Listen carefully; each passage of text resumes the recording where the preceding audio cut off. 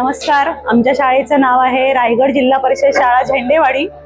तर आमच्या शाळेला देवदेश प्रतिष्ठान आणि ONGC यांच्याकडून खूप अशी मोलाची अशी मदत मिळालेली आहे. कारण झेंडेवाडी हे गाव मुळातच एका छोट्याशा आदिवासी वस्तीमध्ये वसलेलं आहे. खूप कमी मुलांचा खूप कमी पट या शाळेमध्ये आहे.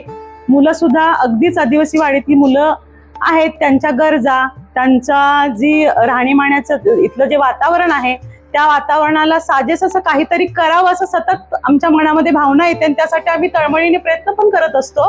आणि याच्यामध्येच एक मोलाचा वाटा आपल्या संस्थेकडून आम्हाला मिळालेला आहे. तुमच्याकडून म्हणजे आपल्या या ONGC आणि देवदेश प्रतिष्ठानांकडून आपल्याला कम्प्युटर आणि 10 बेंचेस तसेच 2 ग्रीन बोर्ड मिळालेले आहेत.